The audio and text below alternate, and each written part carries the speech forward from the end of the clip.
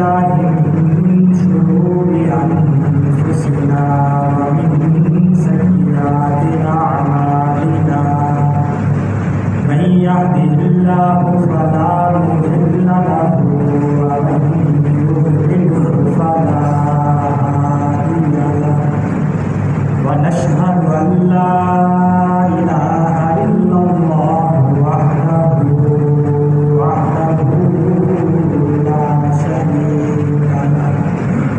لا شريك له ولا نظير له ولا مشير له ولا معين له ونشهد أن سيدنا وسندنا وحبيبنا وشفيعنا محمدا عبده ورسوله أما بعد فأعوذ بالله من الشيطان الرجيم بسم الله الرحمن الرحيم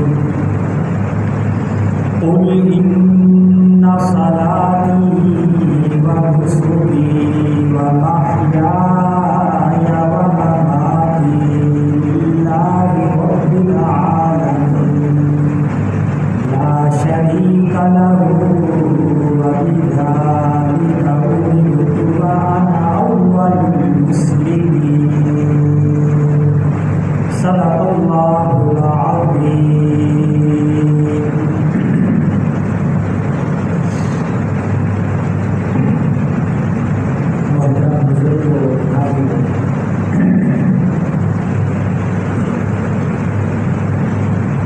قرآن مجید میں سے ایک آیت میں نے آپ کے سامنے تلاوت کی ہے.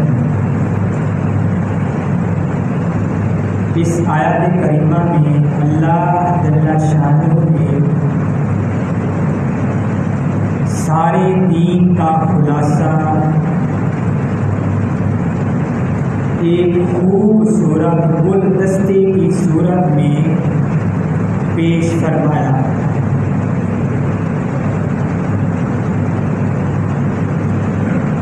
اللہ جل شانہ کا فرمان ہے قل اے میرے حبیب اے میرے نبی آپ فرما دیجیے ان صلاتی و نسکی کہ میری نماز اور میری قربانی و محیایا و مماتی اور میری زندگی اور میری موت میرا مرنا للہ رب العالمین اس اللہ کے لیے ہے جو تمام جہانوں کو پالنے والا ہے. لا شریک لہ جس کا کوئی شریک نہیں ہے وہ وحدہ لا شریک ہے. وبذالک امرت مجھے اسی بات کا حکم دیا گیا ہے کہ میں یہی کہوں کہ میری نماز میری قربانی میری زندگی میری موت یہ سب کچھ اللہ رب العالمین کے لیے ہے جس کا کوئی شریک نہیں. وَأَنَا أَوَّلُ الْمُسْلِمِينَ اور پہلے مسلمانوں میں سے میں ہوں فرما برداروں میں سے میں ہوں.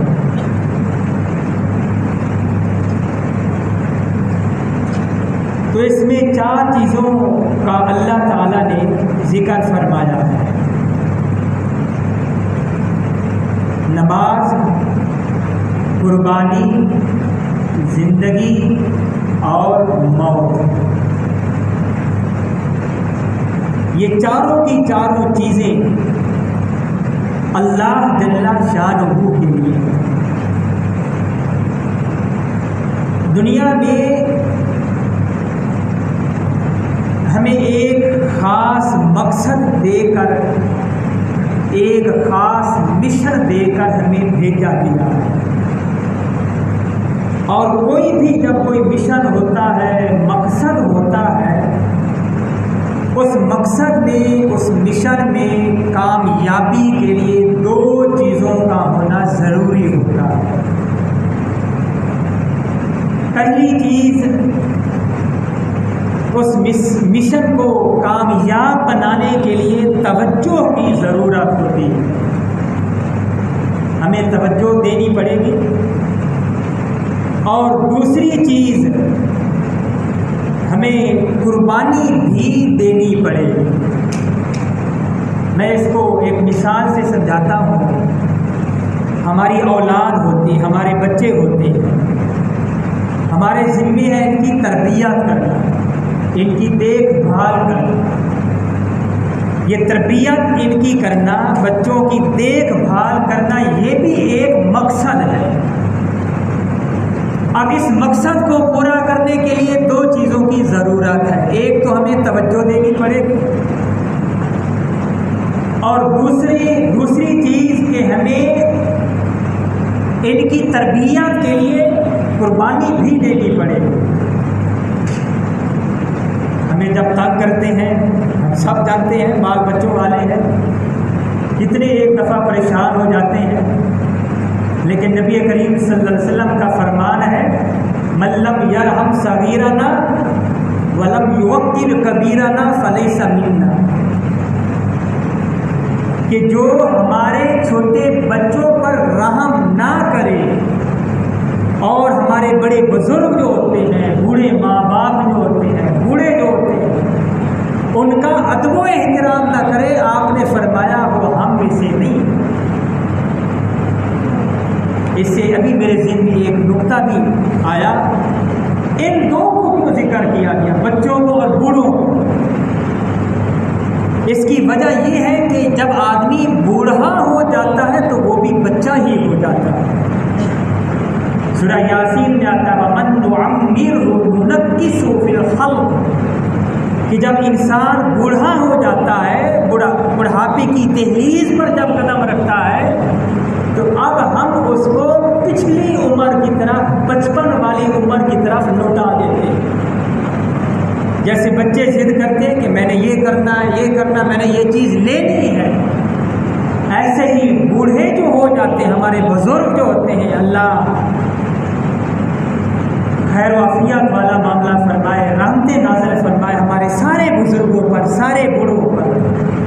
حدیث میں آتا ہے اللہ تعالیٰ ان بوڑھوں کی وجہ سے تمہیں رزق دیتے ہیں۔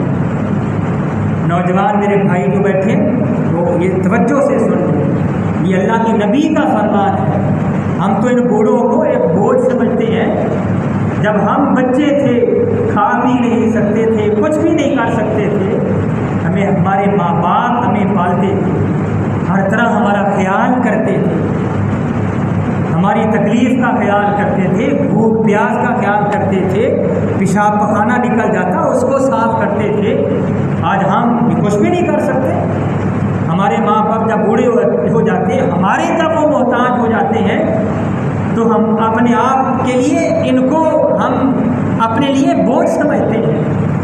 اللہ سے دعائیں کرتے ہیں کہ اللہ آسانی والا معاملہ کرے۔ مطلب کیا ہوتا ہے؟ سارے جانتے جائے تاکہ ہم سکون کا سانس لیں۔ ہمیں اس طرح کی توجہ دینی چاہیے، اگرچہ یہ میرا موضوع یہ نہیں ہے، لیکن وہ بچوں سے یہ بات وہ آ گئی۔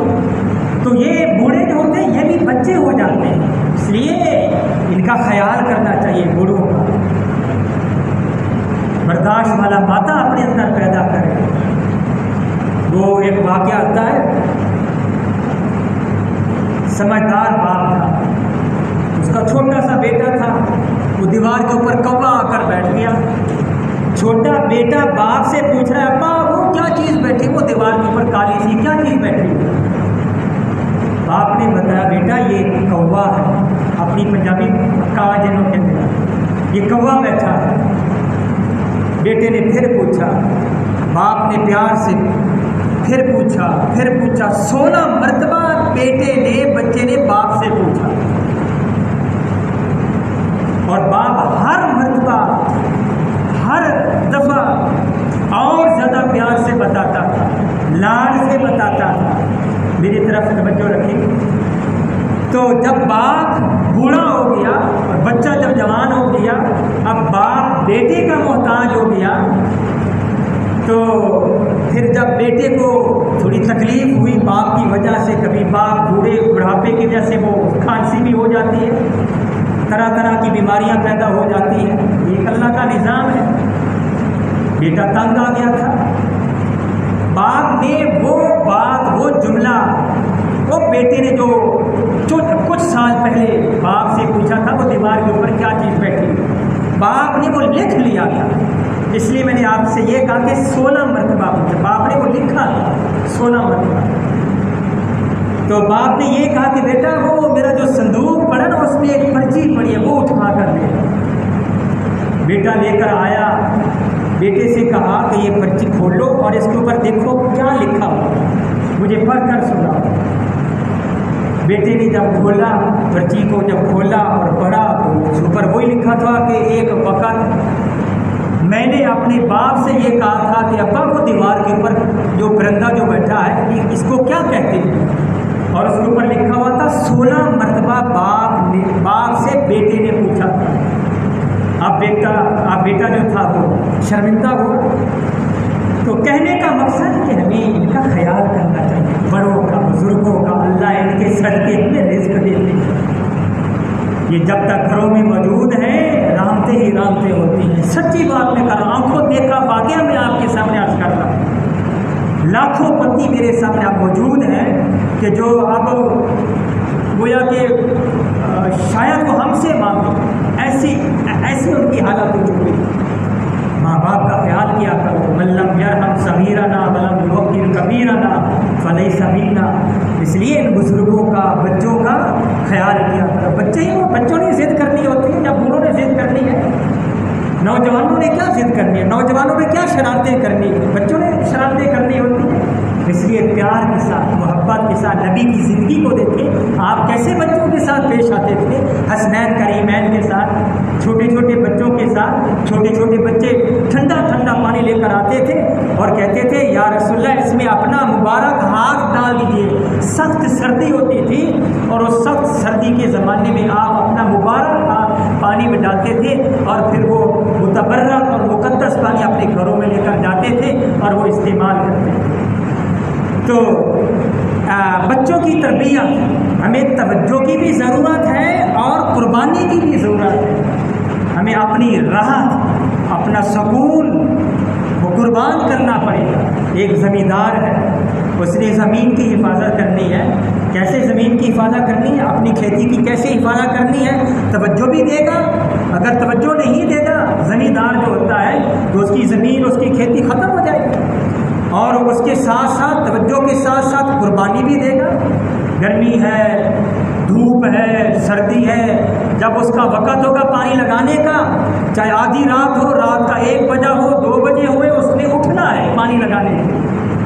یہ الگ بات ہے کہ ہم نماز کے لیے نہیں اٹھتے ہیں، لیکن دنیا کے لیے ہم یہ ساری قربانیاں دیتے ہیں، اپنی مصروفیات چھوڑ دیتے ہیں، توجہ بھی دیتے ہیں.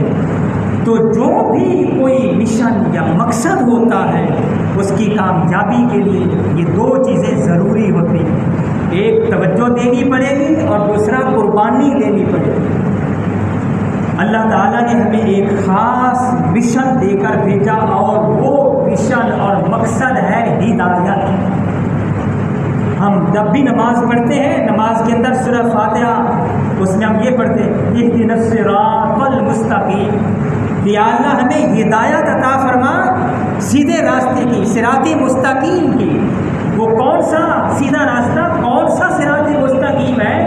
صراط الذین انعمت علیہم، وہ راستہ، وہ صراط، وہ ہدایت کہ جو آپ نے اپنے نیک بندوں کو دی، ان لوگوں پر جن پر آپ نے انعام فرمایا. صراط الذین انعمت علیہم کہ جن لوگوں پر آپ نے اپنا فضل و کرم فرمایا، انعام فرمایا، ان کے راستے پر ہمیں چلا.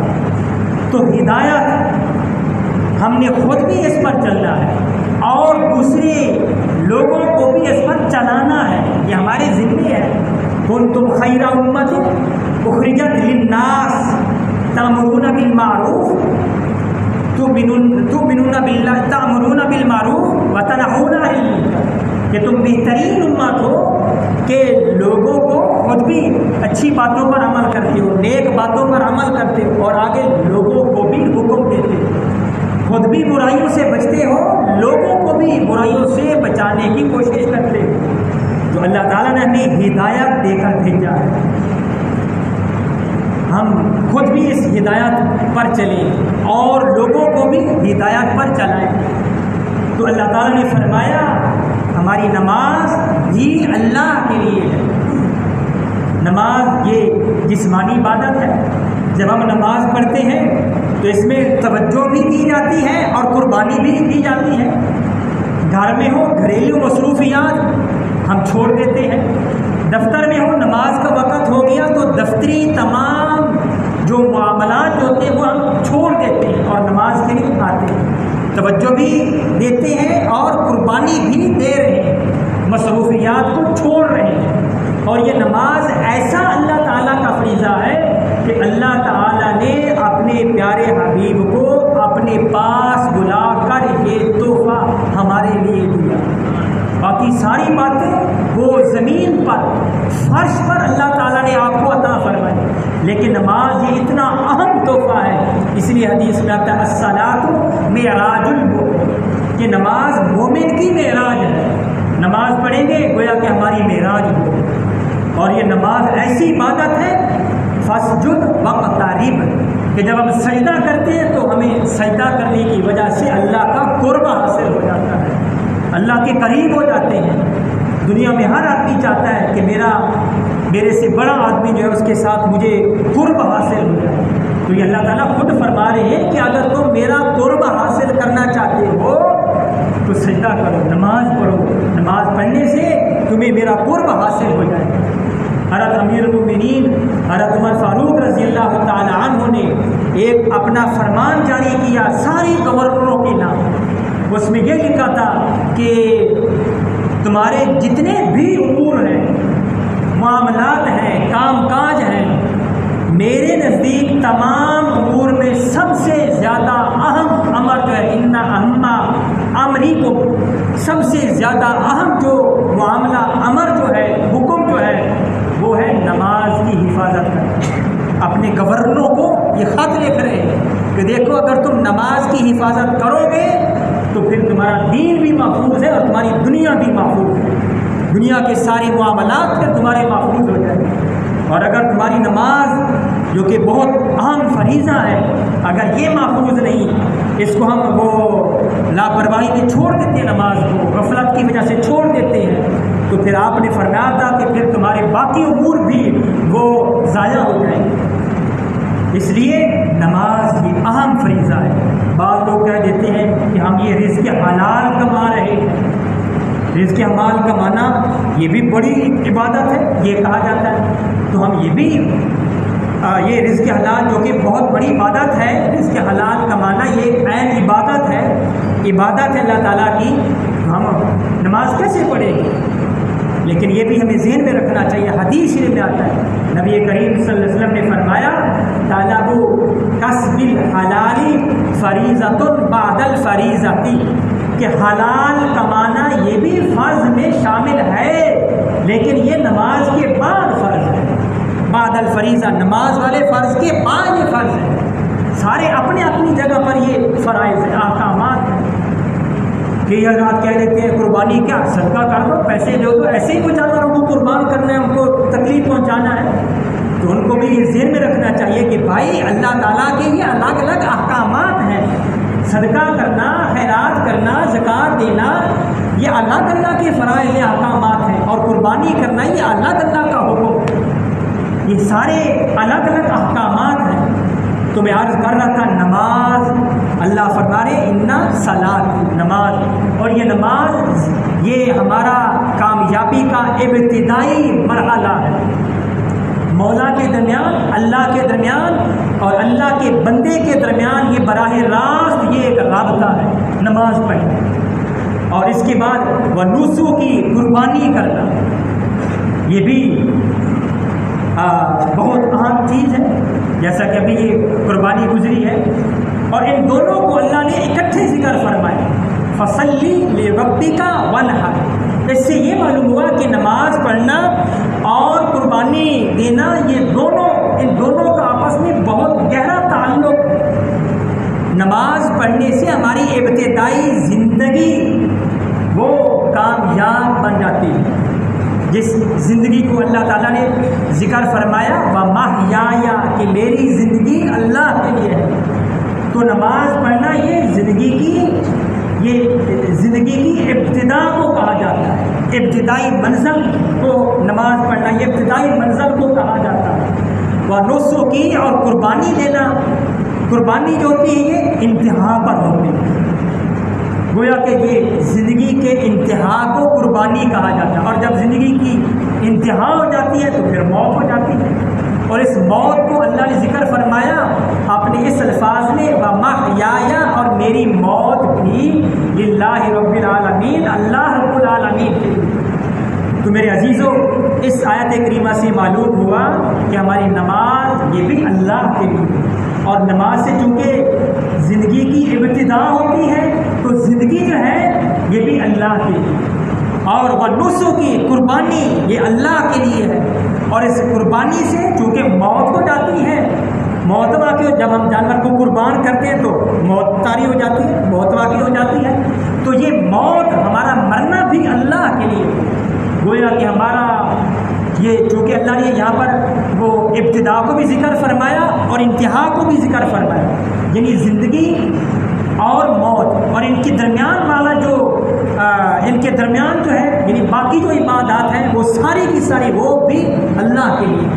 مطلب اس کا یہ ہوا، خلاصہ اس کا یہ ہوا کہ ہمارا جو قدم بھی اٹھے نماز کے لیے، روزے کے لیے، زکوٰۃ کے لیے، حج کے لیے، اللہ کا جو بھی حکم ہو، جو بھی احکامات ہیں وہ سارے کے سارے اللہ کی رضا کے لیے ہوں، ریاکاری کے لیے نہ ہو، سب کچھ اللہ وحدہ لا شریک کے لیے، جو وحدہ لا شریک ہے، جس کا کوئی شریک نہیں۔ اور اللہ تعالیٰ نے فرمایا آپ فرما دیجیے وَبِذَلِكَ أُمِرْتُ، مجھے اسی بات کا حکم دیا گیا ہے کہ میرا اٹھنا، میرا بیٹھنا، میرا سونا، میرا جاگنا، میرا کھانا، میرا پینا، یہ سب کچھ اللہ کے لیے ہے، اور میں پہلے فرما برداروں میں سے ہوں، انا اول المسلمین، اللہ تعالیٰ کی پہلے فرما برداروں میں سے ہوں، مسلمانوں میں سے ہوں، اطاعت کرنے والوں میں سے ہوں۔ حاجی لوگ حج کر کے واپس آ رہے ہیں، حدیث میں آتا ہے کہ جب حاجی حج کر لیتا ہے تو فرشتہ آ کر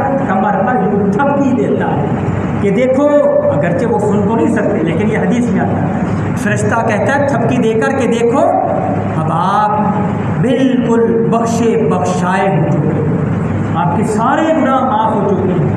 لیکن ایک بات میں عرض کر دوں، میں یہ ذکر کیا کرتا ہوں کہ اس سے صغائر کبائر دونوں گناہ مراد ہیں کہ وہ سارے گناہ معاف ہو گئے، لیکن جو حقوق العباد ہوتے ہیں وہ معاف نہیں ہوتے، وہ ہم لاکھ مرتبہ اللہ سے معافی مانگ لیں، اگر ہمارے ذمے کسی آدمی کا حق ہے، جب تک ہم اس کے حق کو ادا نہیں کریں گے یا اس سے معافی نہیں مانگ لیں گے، وہ حق العبد جو ہے، حقوق العباد جو ہے، وہ معافی مانگنے سے، اللہ سے معافی مانگنے سے وہ معاف نہیں ہوتے ہیں۔ اس لیے یہ بھی ہمیں ذہن میں رکھنا چاہیے۔ تو اس سے صغیرہ و کبیرہ گناہ مراد ہے، لیکن حقوق العباد کے علاوہ تو فرشتہ تھپکی دیتا ہے کہ دیکھو اب سارے تیرے گناہ معاف ہو چکے ہیں، اب زندگی نئی زندگی جب گزارو گے تو وہ ذرا سنبھل کے زندگی گزارنا، ایسا نہ ہو کہ پھر دوبارہ انہی گناہوں میں مبتلا ہو جاؤ۔ پھر وہ حج ہمیں اس سے یہ اندازہ لگانا چاہیے، بلکہ یہ ہمارے یہ میسج پیغام ہوگا کہ اگر ہم نے وہ گناہ نہیں چھوڑے حج کرنے کے بعد بھی انہی گناہوں کے مطابق ہم زندگی گزار رہے ہیں اور گناہوں کے پیچھے لگے ہو، تو پھر گویا کہ ہمارا حج بھی قبول نہیں ہے۔ اسی لیے وہاں پر کنکریاں نظر آتی ہیں، اور جن کی کنکریاں نظر آتی ہیں گویا کہ اس کی حج قبول نہیں، اگرچہ فریضہ تو ادا ہو جاتا ہے لیکن ایک قبولیت ہوتی ہے، تو وہ قبولیت اور حج کی روح جو ہوتی ہے وہ ہمیں پھر حاصل نہیں ہوتی۔ تو بہرحال اللہ تعالیٰ کا فرمان ہے اپنے پیارے حبیب محمد مصطفیٰ صلی اللہ علیہ وسلم سے کہ آپ فرما دیجیے انا صلاتی و نسکی، کہ میری نماز اور میری قربانی، و محیایا و مماتی، اور میری زندگی اور میرا مرنا، یہ سب کچھ للہ رب العالمین لا شریک له، رب العالمین اللہ رب العالمین کے لیے ہے، جس کا کوئی شریک نہیں ہے۔ اور اسی کا مجھے حکم دیا گیا ہے کہ ہم جو قدم بھی اٹھائیں، جو بھی نیک کام کریں، وہ صرف اور صرف ورنہ پھر اس عمل کا کوئی فائدہ نہیں۔ اس لیے آج کا جو میرا یہ پیغام ہے وہ یہی ہے کہ ہمارا جو بھی قدم اٹھے وہ صرف اور صرف اللہ کی رضا، اللہ کو خوش کرنا ہو۔ ہمارے جتنے بھی یہ عبادات ہیں، نیک اعمال ہیں، ان تمام میں صرف یہی ہمارے سامنے ہونا چاہیے کہ ہم سے ہمارا رب راضی ہو جائے، ہمیں دنیا کی کوئی فکر اور کوئی پرواہ نہیں۔